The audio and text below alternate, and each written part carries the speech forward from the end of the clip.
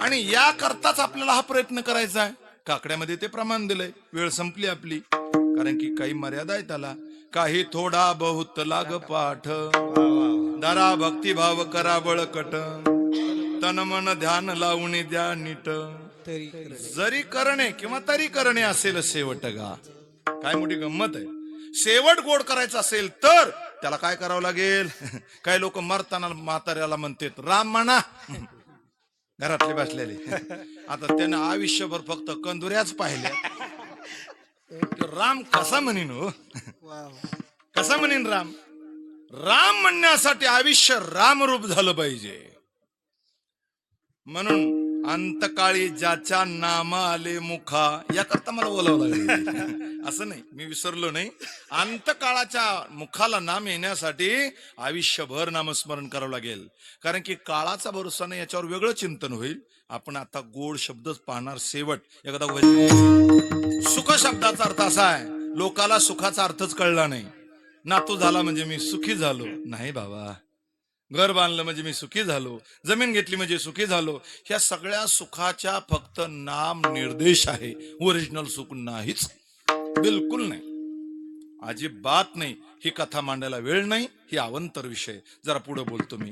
सुख म्हणजे नेमकं काय महाराज? इतक्या लांबून एवढा टाइम घेऊन नका सांगू, थोडक्यात सांगा. थोडक्यात सांगा, थोडक्यातच सांगतो आता. सुख म्हणजे काही लोकाला, मग त्या 4 वर्ग आहेत इथं, चांगले ऐकणारीत, मला चेहऱ्यावर कळतं. पामर व्यक्तीला सुखाचा अर्थ कळला नाही, त्याला दुःख आणि सुख सारखंच. जुनी म्हणे, येडीला साबास, जमला. कळलं तुम्हाला? काही लोकाला मान कळत नाही आणि अपमान केलेलाही सुद्धा कळत नाही. या दोन्हीचा अर्थ एक आहे. हा, आता तुम्ही बघा, याच्याही पुढे लक्षण मांडायचं आपल्याला. गणित असं आहे, सुख पामराला कळत नाही म्हणून तो प्रयत्नवादी नाही. विषयाला सुख कळतं पण इंद्रियाच्या सुखाच्या नादी लागतो म्हणून तो ओरिजिनल सुखी नाही.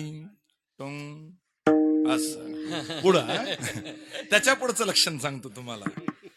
मुक्त आहे. काय मुक्त आहे? जन्माला भेटो, गर्भवासाला भेटो, मृत्यूला भेटो, संसारातल्या उपाधीला भेटो. म्हणून देवाला म्हणतो, नको रे बाबा, मुक्त कर. तुकोबर आहे म्हणले, ही सुखी नाही, हे पण सुखी नाही. मग सुखी तरी कोण आहे? ज्ञानी संत सुखी आहेत. कोण सुखी आहेत? ज्ञानी संत. वेळ नाही आपल्याकडं, पण 2 श्लोक सांगतो. 9व्या अध्यायामध्ये बरेचसे लोक म्हणतात स्वर्गात सुख आहे. काय म्हणतात? स्वर्गात सुख आहे. भगवान सांगतात, अर्जुना 100 यज्ञ करीत होते राजे, स्वर्गाच्या सुखाकरता किती बावट होते ते. तेवढे प्रयत्न जर माझ्यासाठी केले असते तर मी त्यांना प्राप्त झाला असतो. म्हणजे सुखाचा पत्ताच हुकला त्यांचा. पेढा घ्यायला गेली मिरच्याच्या दुकानात, कसा जमन होते? नाही जमणार. आता काय काय सांगतात ज्ञानोबराय आणि भगवान सांगतात, अर्जुना त्रैविद्या माम सोम पूत पापा यज्ञो वरिष्ठवा स्वर्गंती प्रार्थयन्ते. आता जरा गंमत आहे, जरा एक गायत्री छंद आहे. हा, ते पुण्यमासाद्य सुरेंद्र लोके मश्नंती दिव्यान विविदेव भोगान. इथं थांबत नाहीत महाराज. ते त्वं भुक्त्वा स्वर्ग लोकम विशालम क्षिणे पुण्य मृत्यु लोकम विशंती एवं त्रैधर्म मनुप्रपन्ना गतागतम काम कामा लभन्ते. तू कामले जाती पुण्यक्षय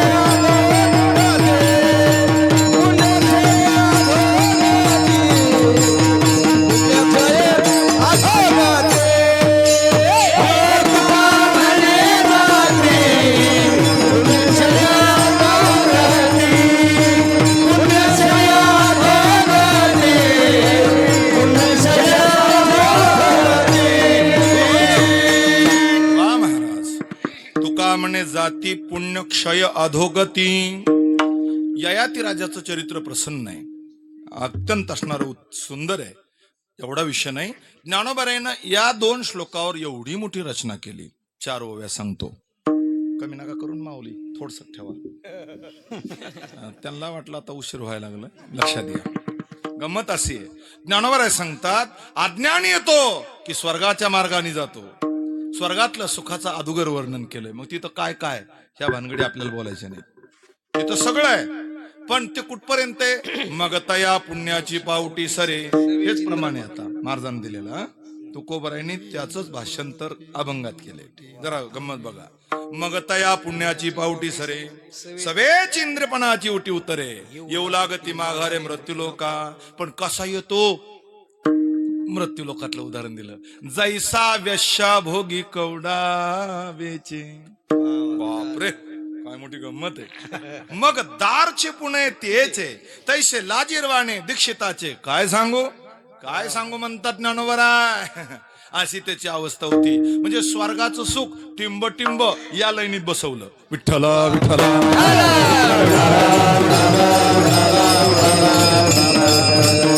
आता बघा, जे ज्ञानी म्हणतात आम्ही स्वर्गाला जातो, ज्ञानोबराय सांगतात मजविना पाविजे स्वर्गू, तो अज्ञानाचा पुण्य मार्गू.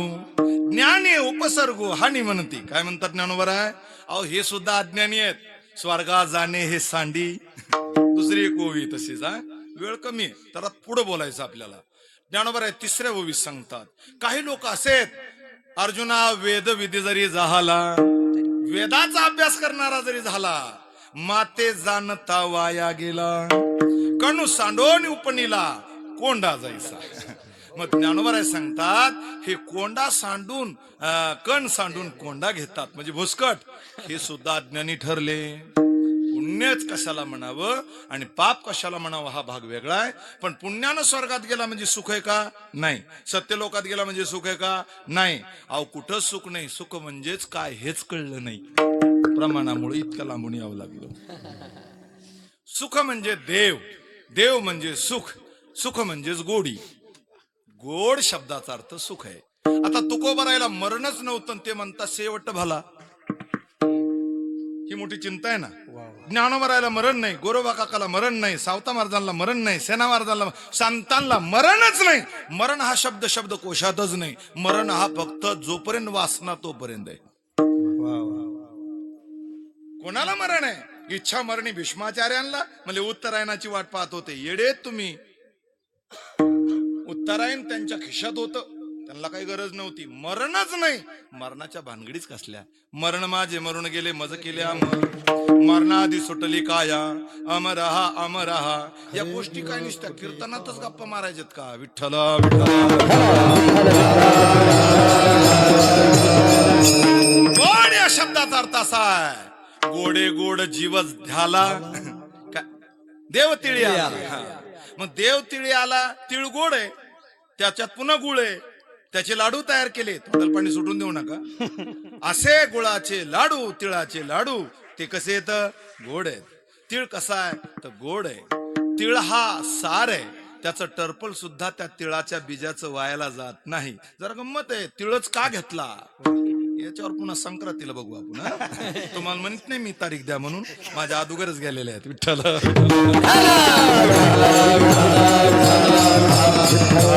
गोड शब्दाचा अर्थ आहे जिथे मनाला आत्म्याला सुख लाभेल तिथे गोड आहे. आणि तुकोबरायांनी त्याच्यासाठी प्रयत्न केले. याज झाडे गेला हो दाट, याज झाडे गेला हो दाट, गोड व्हावा शेवट झाली दिसा, गोड व्हावा गोड व्हावा गोड व्हावा गोड गोड गोड गोड. शेवटचा दिवस गोड होण्यासाठी प्रयत्न केले तुकोबरायनं. तुम्हा आम्हाला करायचे यासाठी शेवट तो भला. भला म्हणजे चांगला, भला म्हणजे उत्तम.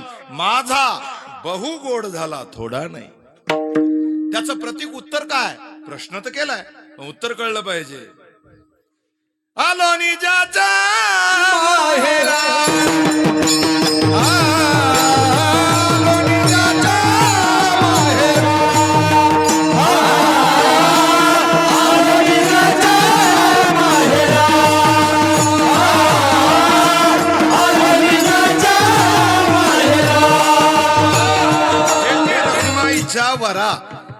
वरा भेटी रुक्माईच्या आलो निजाच्या माहेरा. आता जर आपल्याला एकच शब्द पाहायचा, आता शेवट आपला झाला कीर्तनाचा. तुकोबराय म्हणले तुम्हाला सुख भेटलं, तुकोबराय तुम्हाला गोड शब्दाचा अर्थ कळला, तुमचा जीव गोड झाला, तुमचा शेवट गोड झाला, हे तुम्ही सांगता. पण नेमकं गोड होण्याचं प्रत्यक्षात काय अनुभूती सांगा ना. आलो गोड होण्यासाठी मी कुठं आलो? निजाच्या माहेरा. आता निज या शब्दाचा अर्थ काय होतो? शब्दकोशात संत वाङ्मयात निज या शब्दाचा अर्थ माझ्या सद्गुरूने मला जो शिकवला त्याला ठेवा असं म्हणतात.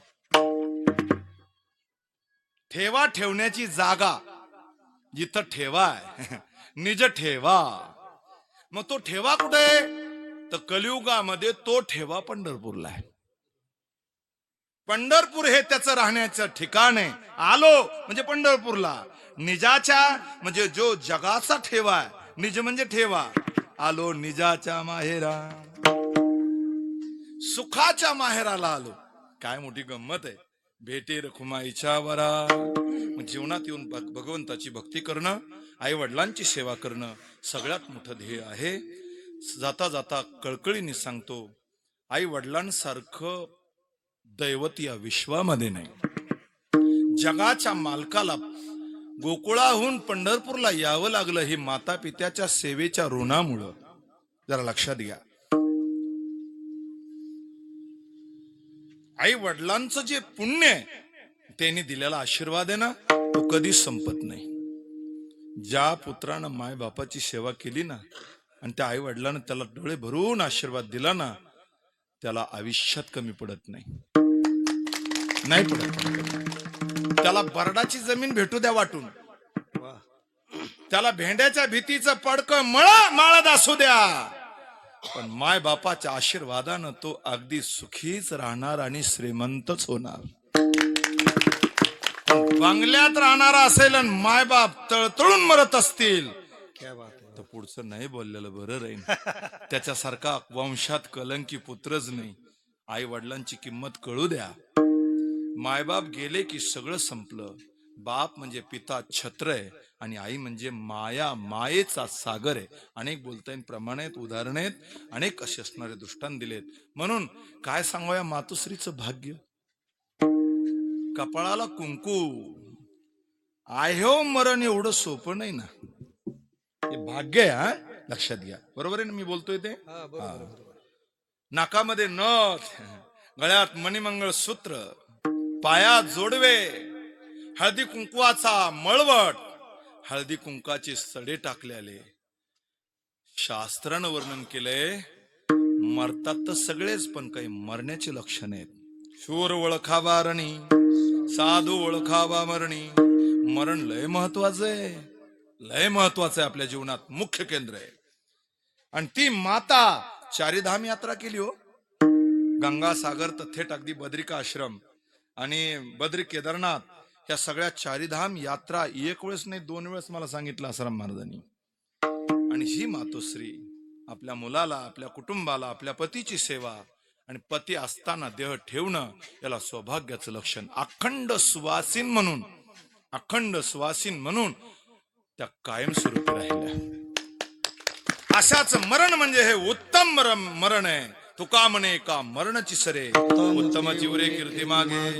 पण आई गेली की ते मुलं मात्र अनाथच झाले. प्रेम स्वरूप वात्सल्य सिंधू आई, बोलावू तुझा मी कोणत्या उपाय. नाही जगात झाली आबाळया जीवाची, तुझी उणीव चित्ती आई तरी राजी, आई तरी राजी. जन्माला उदरात पिंड असल्यापासून, जन्म देण्यापासून, प्रसूतीच्या वेदनेपासून तर किती कष्ट करते ती माय. आपल्या त्या मुलाला किती जपती. हे शब्दात नाही, लेखणीत नाही, वेदाला नाही, शास्त्रालाही वर्णन नाही करता येणार. अगणित उपकार आहेत. माते, सबसे बड़ी है मां, सबसे बड़ी है मां, मां से बढ़कर कोई नहीं. मां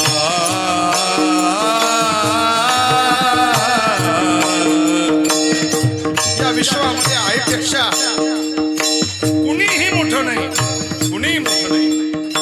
सगळ्या श्रेष्ठ माता आहे, सगळ्या श्रेष्ठ माता आहे ती आई. आई श्रेष्ठ आहे. आई गेली की पदरानं तोंड पुसणं बंद झालं, बाहेरून आलं की तोंडावरून हात फिरवणं बंद झालं, तू जेवलास का म्हणणं बंद झालं. माया दुसरे लावित नाही असं नाही, पण ती निराग्रस माया असती. मुलगी माहेराला आली किती श्रीमंत घरी असू द्या, पण परत जाताना पिशवी रीती जात नाही, त्याला माया म्हणतात. पुत्र बाहेर निघाला की म्हातारी दारात उभा राहती, पोरा लवकरी जपून राहा, याला माय म्हणतात. किती बोलावं कमी पडतंय. अशा थोर मातोश्री वैकुंठवासी कालिंदाबाई मदनराव पाटील अबूज यांना जाऊन 1 वर्ष झालंय. मी ईश्वराला प्रार्थना करेल या सगळ्यांच्या वतीनं, आपल्या सगळ्यांच्या वतीनं, वारकरी संप्रदायाच्या वतीनं ज्ञानोबा तुकोबरायांच्या चरणी प्रार्थना करतो की त्यांना उत्तम गती प्राप्त व्हावी, त्यांच्या जीवात्म्याला शांती लाभावी. हीच भावपूर्ण श्रद्धांजली. ज्ञानेश्वर ज्ञानेश्वर माऊली